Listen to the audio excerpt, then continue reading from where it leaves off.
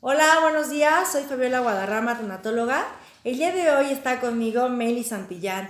Hace un par de meses subí este libro a mi página, Se extraño tu voz, y la verdad es que yo estoy muy interesada en que la gente pueda saber exactamente de lo que trata el libro y de este tema tan importante que es el mutismo selectivo, que muy pocas personas sabemos que es. Por eso está aquí conmigo Meli, que nos va a hacer favor de explicarnos todas aquellas dudas que podamos tener y que la gente le sirva para tener más información y poder ayudar a nuestros hijos o a los niños que tengamos cerca de nosotros o a las personas, inclusive a lo mejor nosotros a través de ahorita del tema vamos a poder saber cómo identificar a este tipo de personas y poderlas ayudar. Meli, pues muchas gracias por estar aquí. Al contrario, Fabiola, gracias por la invitación. Meli, platícanos qué es el mutismo selectivo. Sí, claro que sí. Bueno, el mutismo selectivo es un trastorno de ansiedad infantil principalmente, que consiste en que las personas que lo padecen se inhiben de hablar.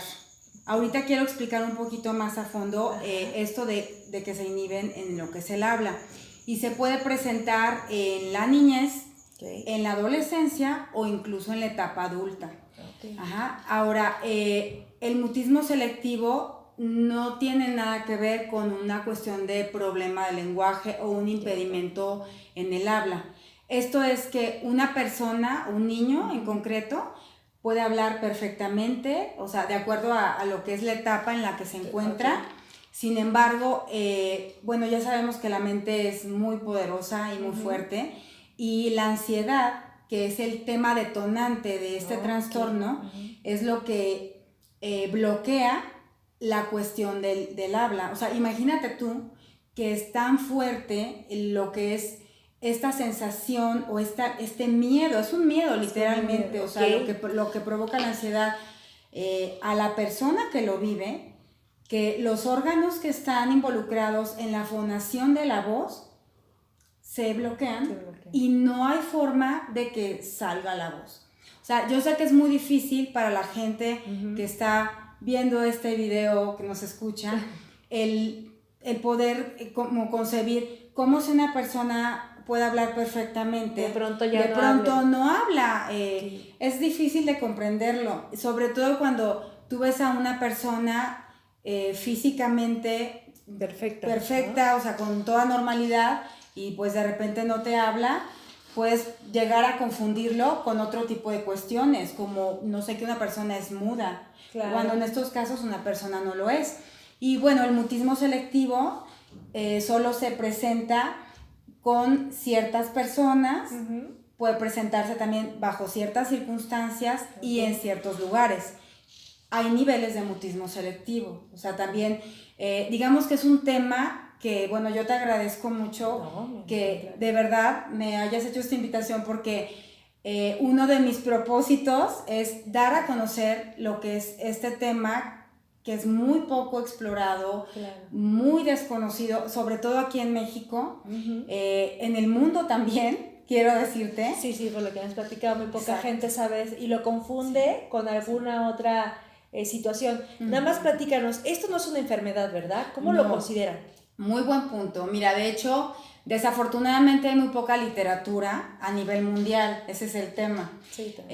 No es una enfermedad, quiero aclarar, no es una patología, porque se trata completamente de una situación a nivel emocional, ¿sí? O sea, es algo reversible que sí puede durar y prolongarse por años. O sea, generalmente hay una estadística de que los niños que presentan mutismo selectivo inician en promedio con este trastorno a los 3 años.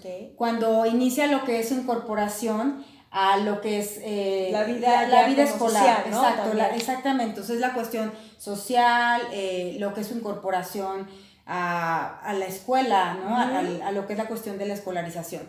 Y puede ser entre los 3 y los 8 años de edad. Se presenta más en niñas, o sea, hay datos estadísticos que nos arrojan que se presenta más en niñas que en niños, en esta edad que ya mencionamos.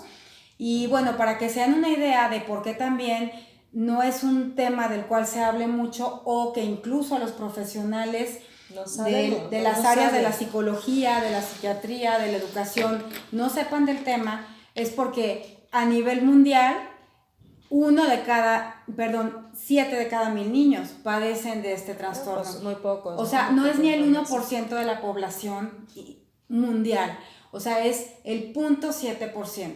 Es bajísimo. Entonces, esto no es una enfermedad ni es una patología, es una situación que se da, se puede decir, por una situación de estrés, ¿no? O cuáles son las causas por las cuales surge el mutismo selectivo. Sí.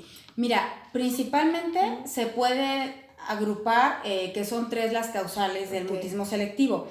No quiere decir que se den las 3 en todos los casos. Una nada más. Se puede dar una, 2 o todas, o quizás sea también otra situación la que la provocó. Esto que yo voy a mencionar es lo que de manera general se da de acuerdo con lo que son las personas que yo podría referir como los gurús del mutismo selectivo a nivel mundial. Te estoy hablando y sí quiero mencionar, o sea, las fuentes. Claro, es la doctora Ruth Peretnik, a quien yo admiro y respeto muchísimo, que tiene incluso una clínica de mutismo selectivo en Israel. Uno pudiera creer que siempre lo vas a encontrar en otra parte del mundo, es en Israel, y es una psicóloga con más de 20 años de experiencia en este tema. Y bueno, también hay otras personas con amplio conocimiento en este tema.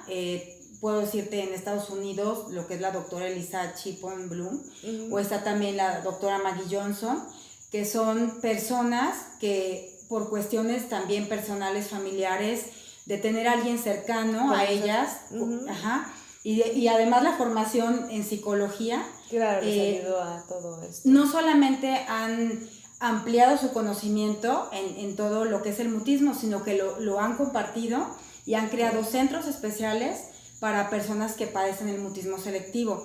Y bueno, en España también está el doctor José Olivares Rodríguez, está también el doctor Ismael Fuentes, que son personas que además de que tienen el conocimiento, pues también se dedican a apoyar mucho a familias que tienen este tipo de situación.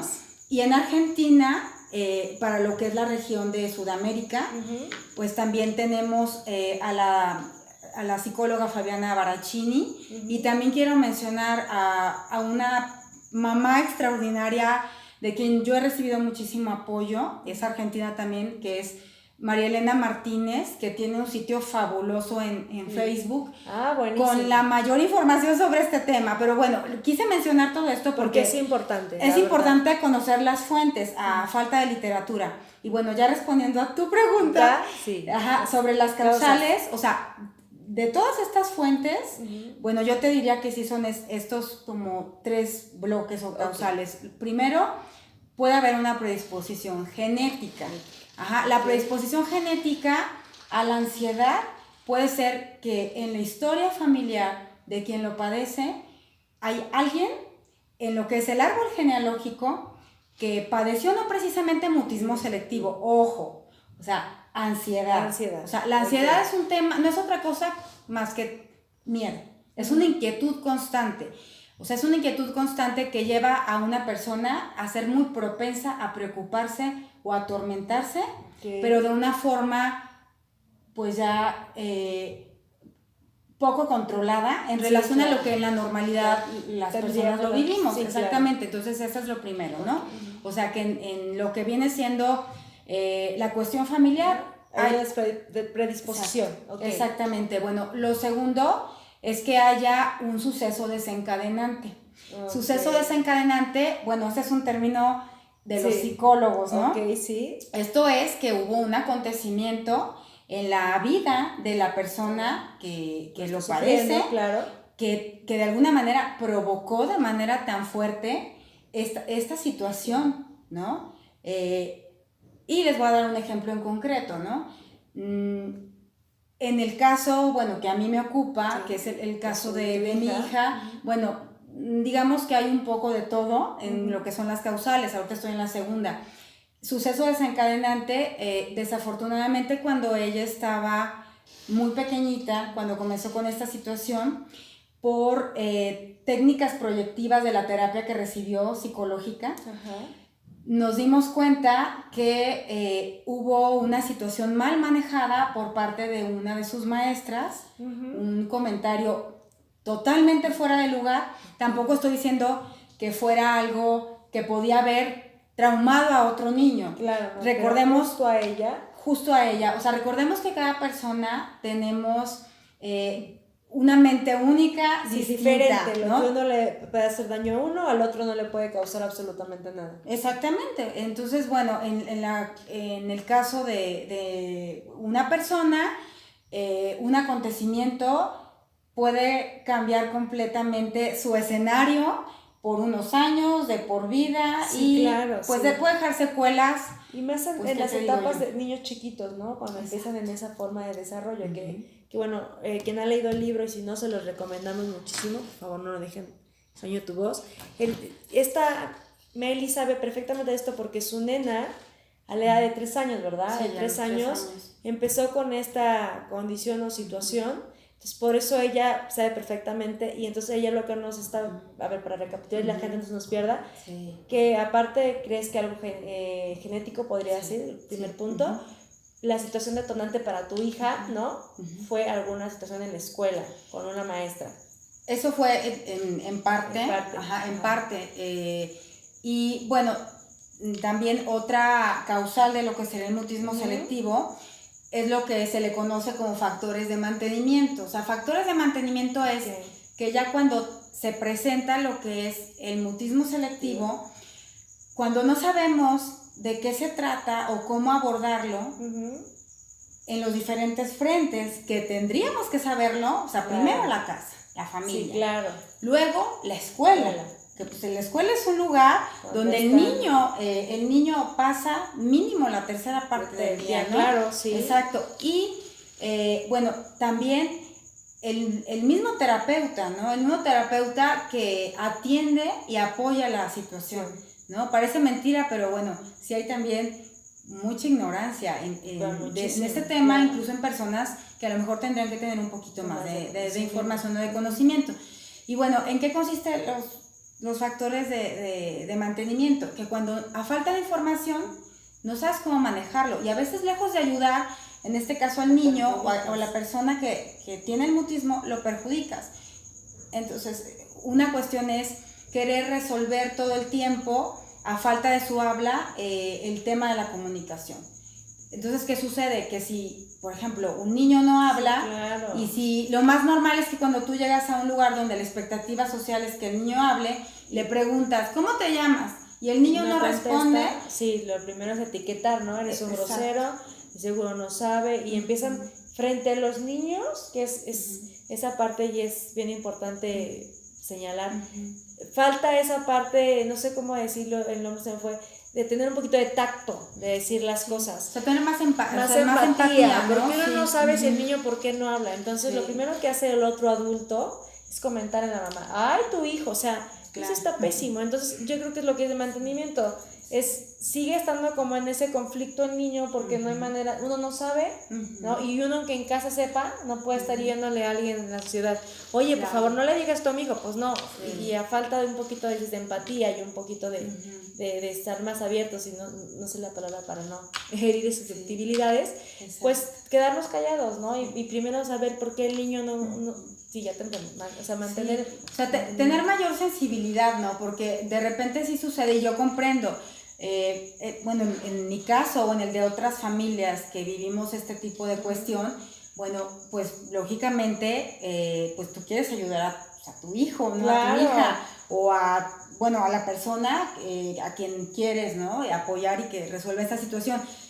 Pero las demás personas también no tienen, pues, un deber o una obligación de saberlo. Pero bueno, eso no quita que se tenga esa sensibilidad, ese tono humano, para no herir susceptibilidades. O sea, hay que tener mucho cuidado, porque definitivamente si hay comentarios que hieren, y hay personas que tienen muy poco tacto para decir las cosas, y a veces no se imaginan que detrás del silencio de un niño o de un adolescente hay muchas cosas. O sea, no es como una falta de educación o de respeto o el desafiar o el hecho de ser oposicionista al resto de la comunidad o del grupo en la escuela o a los maestros, ¿no? Como tú dices, es muy fácil juzgar a la gente, a los papás, no se diga. Sí, es lo y primero. te platico las anécdotas. Pero bueno, los factores de mantenimiento, a falta de información, lo que hacemos las personas que rodeamos a estos niños o a estas personas que padecen de mutismo es, lejos de ayudarlos, hacemos que permanezca el mutismo, porque normalmente cuando se da por callada la respuesta del niño, los papás respondemos por el niño, ¿no?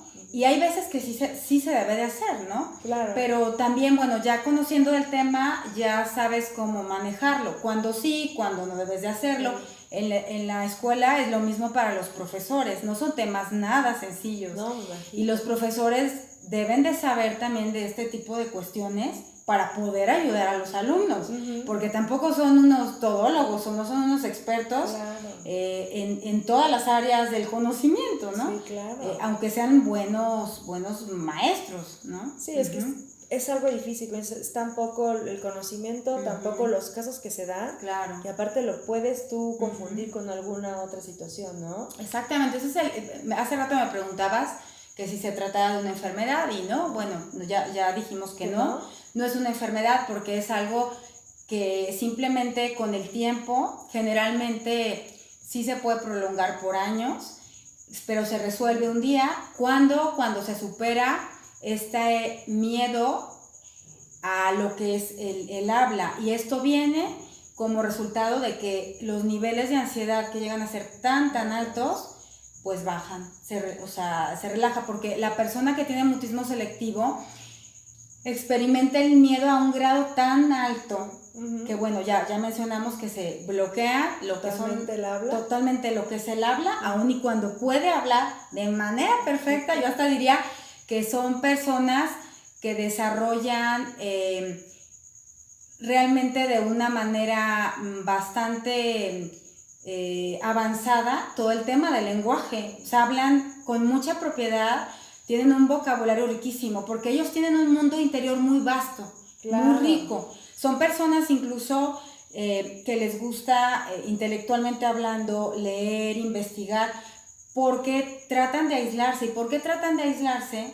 Porque saben que la expectativa social es hablar, y su forma de sentirse bien es no hablando. Es un mecanismo de defensa. Entonces nada más, es una de las condiciones que la gente debe saber que es algo reversible. Es algo reversible. A cierta edad, lo que me comentabas, pasando en la adolescencia, a lo mejor no hay como o hay una edad más o menos que hayan dicho, o no hay una edad. Mira, generalmente los casos que están documentados y estadísticamente hablando que se sabe que ya superaron toda esta situación, es aproximadamente entre los 15, 16 años.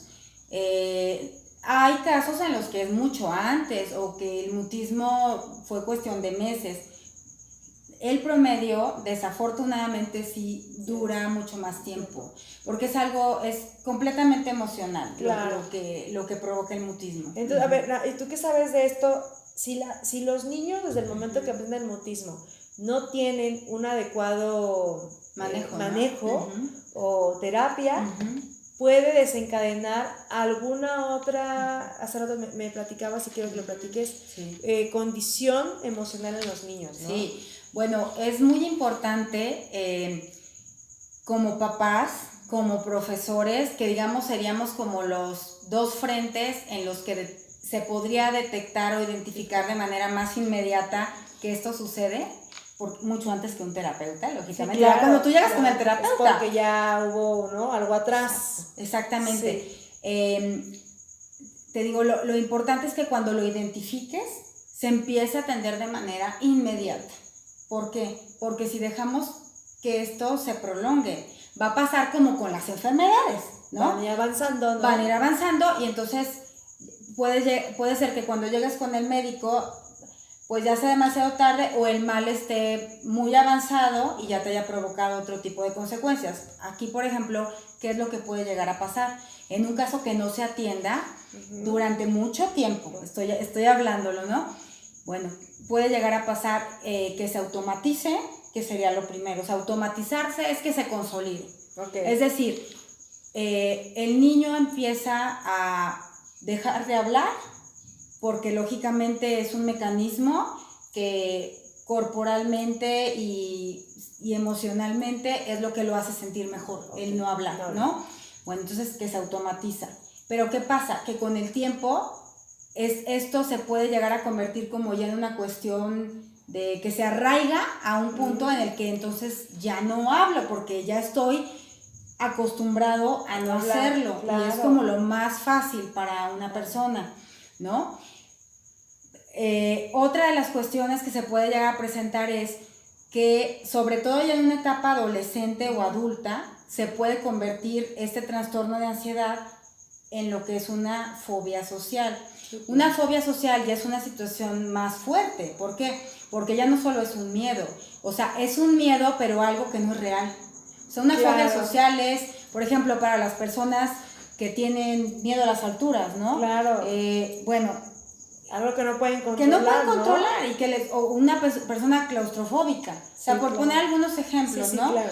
Y en el caso del mutismo selectivo, se puede convertir en fobia social. O sea, y esta, entonces esta a lo mejor ya no se podría manejar tan sencillo, bueno, como en los inicios del mutismo. Tendrías que ir de otro tipo de terapia de mayor tiempo y pasaría la edad que diríamos que puede pasar el mutismo, ya sería como, ya no el mutismo, sí, ahora ya una fobia, hay que trabajar la fobia. Exactamente, o sea, ya son como las dos cosas, sí, ¿no? Claro. Y pues ya la fobia, depende de la situación y depende de la persona, pues ya estarías hablando de que ya tienes dos cuestiones que resolver, ¿no? Cuando a lo mejor no es necesario que esto trascienda la frontera que debe de, o sea, para nada. También, si no se atiende, pues una persona puede recaer con facilidad en cuestiones de depresión, que eso es algo fuertísimo. O sea, la depresión, pues tú lo sabes, sí, claro, tú eres tanatóloga, ¿no? O sea, definitivamente la depresión te puede llevar incluso ya en un caso muy extremo a una tendencia suicida, sí, claro, ¿no? Sí, claro. Digo, ya es un caso extremo, ¿no? Pero, digo, es importante saber esto para poder poner atención.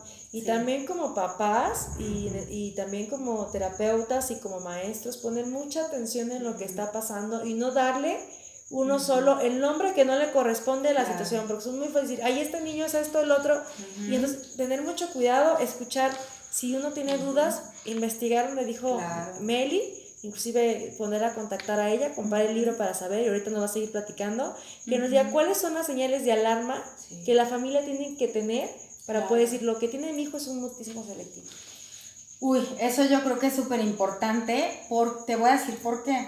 Porque como en cualquier tipo de situación que se nos puede llegar a presentar en casa, los papás, vivimos completamente un duelo. Claro. Y ese es un tema que pues igual tú lo conoces mucho mejor que yo, ¿no? Pero yo a lo que voy es, cuando tienes una cuestión que atender, lo primero que nos pasa a todos por la mente es el tema de la negación. O sea, es la falta de aceptación, ¿no? ¿Por qué? Porque es muy doloroso aceptar lo que está sucediendo. Aceptar lo que está pasando, ¿no? O sea, llámale o etiquétalo como le quieras llamar, ¿no? O sea, hablando de mutismo o de otro tipo de cuestiones. Claro. Entonces, es difícil, por lo mismo, pues tiene que tener uno mucha apertura como para reconocer que algo está pasando, que hay que atenderlo. ¿Cuáles son estos signos que yo les diría? Ojos, o sea, son focos no amarillos, rojos. O sea, bueno, uno sería que detectes que tu hijo, tu hija, o tu alumno, tu alumna, de repente tiene un cambio en cuestión de que no habla. O sea, era un niño normal, hablaba, a lo mejor por cuestiones de personalidad, pues un poco tímido, claro. ¿no? No todas las personas somos iguales. Pero que deja de hablar. ¿Cuándo se puede considerar que es mutismo selectivo? Cuando, y esto no lo digo yo, Meli Santillán, esto está avalado no solamente por estas personas que ya mencioné, que son gurús del mutismo selectivo en el mundo.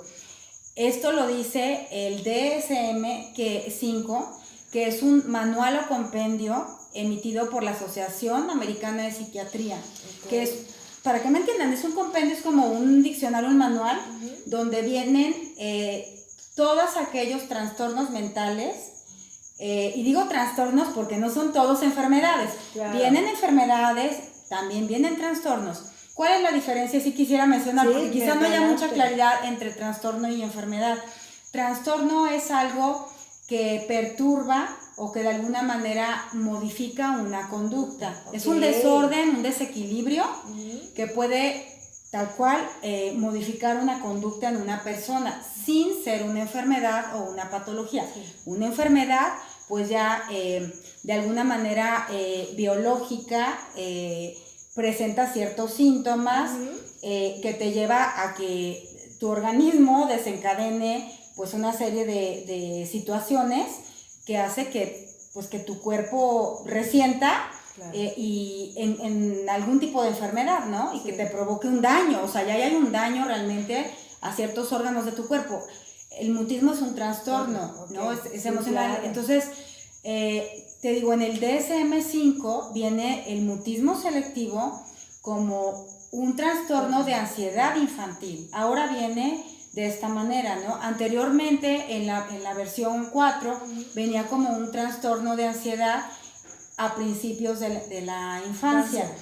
Y sí es importante comentar que de acuerdo al DSM-5 y a todas estas personas con saben. Amplio conocimiento del tema, para que se considere mutismo, por lo menos tuvo que haber pasado un mes continuo de que el niño deja de hablar en la escuela, ¿sí? O en casa. En casa puede ser con alguien de la familia o con algunos familiares o con ambos padres. Les digo, además no todos los casos de mutismo se presentan de igual forma. Y otro de los focos rojos sería también que de manera comportamental es muy evidente que algo está pasando con la persona. Esto eso es algo muy fuerte, o sea, de repente un niño puede dejar de sonreír, no solo de hablar, puede dejar de sonreír, puede dejar incluso de expresar corporalmente lo que anteriormente hacía. Es decir, si antes abrazaba, si antes daba besos, si antes era una persona muy cálida, muy cariñosa, de repente nada, o sea, tiene como una expresión totalmente acartonada, no te comunica, no solo no verbalmente, sino su semblante es completamente rígido. También otra de las cuestiones es que la mente hace que toda esta situación emocional que es tan fuerte para una persona empieza también a tener algún detonante biológicamente hablando, ¿no? Como que cuestión, pues se hace presente el miedo a través de lo que es sudoración excesiva, tema de taquicardia. Una persona puede experimentar dolor de cabeza, migraña, mucha angustia, pero es mucha angustia. Es una cosa que una persona se preocupe, ¿no? Aquí es angustia. Es una angustia incluso a ir a la escuela, a ir a una fiesta infantil, a ir a un ambiente, a un área de juegos, en un lugar público, a un parque. O sea, ese tipo de cuestiones, ojo, o sea, además de que no habla, tiene este tipo de situaciones, no lo tomemos solo como una negativa del niño a no convivir. No. Sí, porque lo primero que hacemos, ay, no quieres ir, lo regañas, ¿y por qué no quieres? O sea, hay que tener cuidado todos estos signos que presentan los niños. Sí, hay que tener muchísimo cuidado. Entonces puede repercutir en esto el estreñimiento, lo que es ya en un caso más grave, hablando fisiológicamente, se puede presentar la enuresis, que es pues bueno una incontinencia, ahora sí que no tener un control de lo que son los esfínteres, ya sea una enuresis diurna o nocturna o ambas, o la encopresis, que es una cosa que yo no le deseo a nadie, que es la defecación involuntaria, cuando por cuestiones de estrés, de angustia, de miedo, se obstruye lo que es el recto. Entonces se genera una bomba en el interior de los intestinos y en un momento explota. Puede explotar, pero bueno, puede explotar y ya lo tienes que atender de manera médica, ¿no? Sí, claro. Sin que el mutismo sea una enfermedad, puede desencadenar en todos estos síntomas.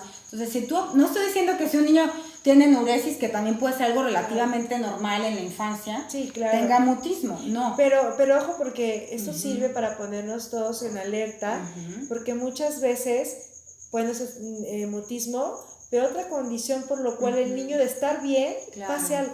Si un niño de pronto iba bien al baño y de pronto tiene incontinencia, hay algo. O sea, no es fuerte ese mutismo, pero hay que tener siempre como papás, ojo, porque normalmente, y esa parte que tú dices, como nos cuesta mucho trabajo como papás, como adultos, darnos cuenta de las cosas. Queremos como tapar el sol con un dedo y decir, no pasa nada, no pasa nada, no pasa nada. Ahí fue de un día. No, desde el primer momento en que hay un signo diferente en nuestros hijos al que hay que poner atención. ¿Sabes qué, Fabiola? Qué bueno que mencionas esto. Y no hay que justificar las cosas que suceden, porque yo me he topado con algunos casos a raíz de la publicación del libro, en los que al inicio, y lo entiendo porque yo lo viví, o sea, al inicio normalmente uno trata como de decir, es que mi abuelita era muy seria y entonces por eso mi hija es así. Yo de chiquita era también muy calladita. No, pero a ver, una cosa es ser serio, tímido. Y otra cosa es ya presentar esta situación que, ojo, no es que no quiera hablar la persona, no puede hablar, o sea, de verdad, no puede hablar. Imagínense ustedes, y si lo quisiera yo recalcar, la desesperación que se debe de sentir, querer expresar, tu mayor deseo es el querer hablar, comunicar, que no puedas hacerlo. Y por ponerlos en una situación, yo creo que normalmente todos o la mayoría hemos experimentado a través de los sueños alguna vez la sensación de querer correr y no poder hacerlo, que no te responden tus piernas.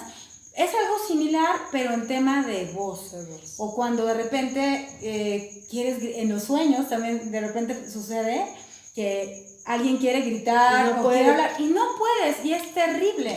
O que sientes que se te caen los dientes o sea, son cosas que no son reales, pero la mente las procesa muy poderosa, de forma que te hace creer que sí lo son. Nada más que en el caso del mutismo no es un sueño, o sea, esa es una realidad, ¿no? Claro. Oye, Mel, ¿y qué rasgos de personalidad tienen las personas que tienen mutismo selectivo? Uy, eso es muy importante. De lo que voy a mencionar se pueden presentar algunos,